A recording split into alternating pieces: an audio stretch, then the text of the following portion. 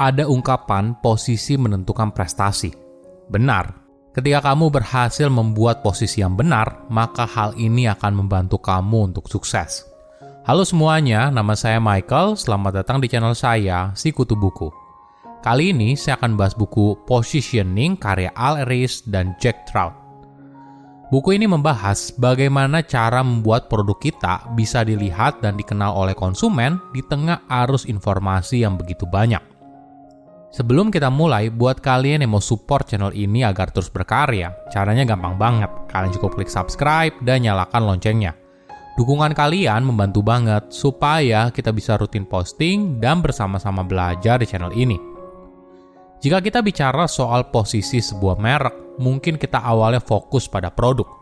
Tapi ingat, tujuan akhirnya adalah bagaimana kita memposisikan produk tersebut di benak konsumen. Penulis berpendapat, pikiran konsumen hanya menerima informasi yang konsisten dengan pengetahuan atau pengalaman mereka sebelumnya. Dengan kata lain, tidak mudah untuk mengubah sesuatu yang sudah mengakar kuat di benak konsumen. Kenapa? Ini adalah cara kerja otak. Saat ini, kita hidup dengan begitu banyak informasi. Dalam sehari, kita dibombardir informasi kemanapun kita pergi. Di handphone, di jalan, di depan komputer, dan sebagainya. Jadi, otak kita terprogram untuk menyerap semua informasi dengan cepat, lalu mengambil keputusan sepersekian detik atas apa yang harus diperhatikan dan tidak.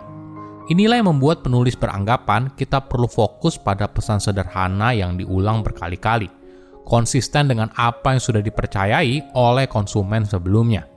Saya merangkumnya menjadi 3 hal penting dari buku ini. Pertama, kenapa harus jadi nomor 1? Mayoritas orang tahu siapa orang pertama ke bulan, tapi apakah kamu tahu siapa orang kedua? Kemungkinan besar tidak. Kita hanya ingat yang pertama, sisanya tidak. Sama halnya dengan sebuah produk. Walaupun produk nomor 2 menawarkan hal yang lebih baik, tapi produk nomor 1 di pikiran konsumen punya kelebihan sendiri yang membuatnya bisa menutupi semua kekurangan tersebut.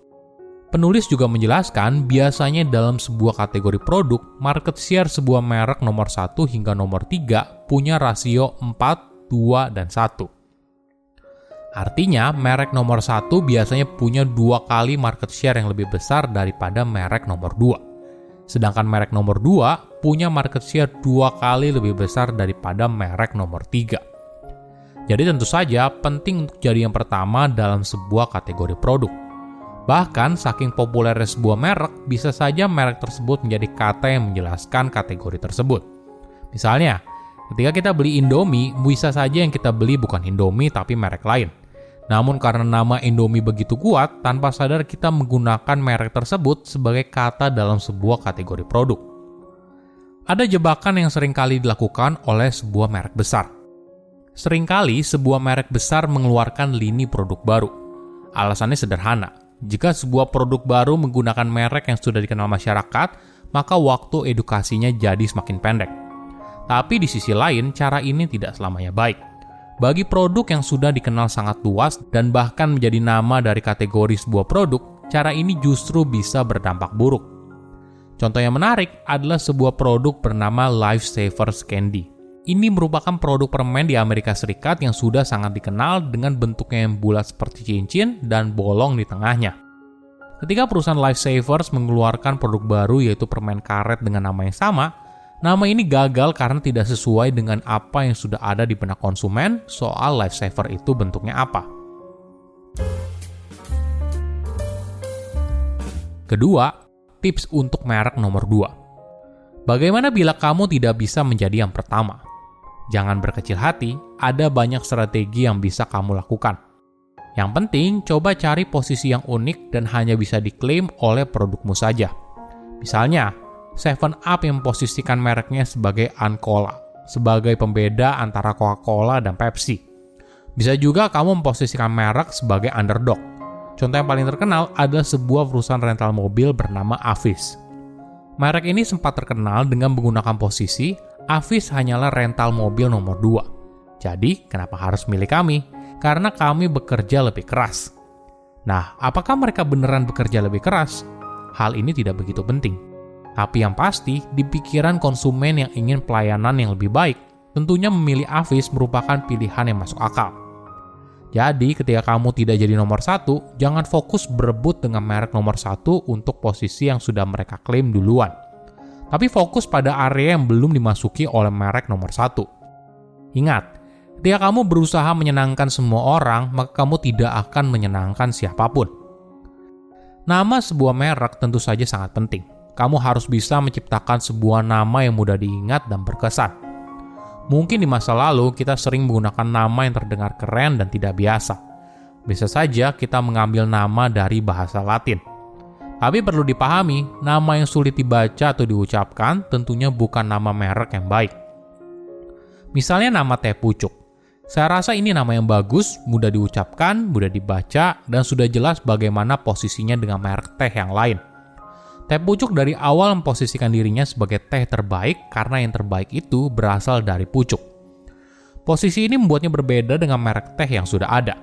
Teh pucuk juga tidak mengklaim sebagai teh nomor 1, karena teh pucuk bukan yang pertama di kategori tersebut. Tapi teh pucuk berhasil membuat posisi yang unik karena menjelaskan bagaimana teh pucuk berbeda dengan teh yang lain.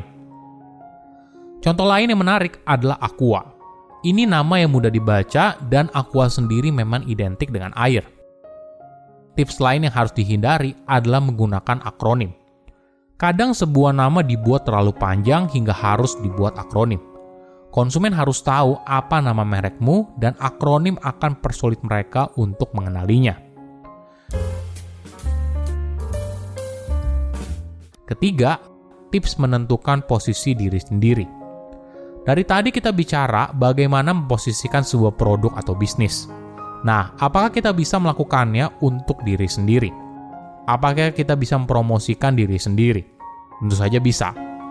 Pertama, cari tahu dulu siapa dirimu.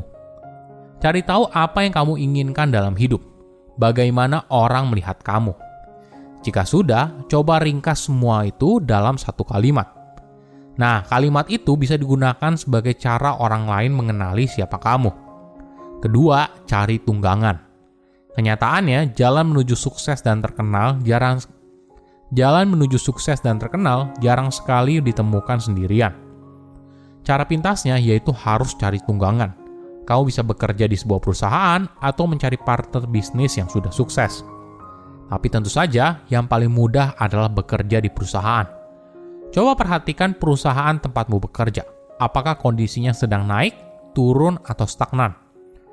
Jika kamu berada pada perusahaan yang sedang turun atau stagnan dan tidak ada tanda-tanda membaik, mungkin kamu perlu mempertimbangkan apakah tetap bekerja di sana atau tidak.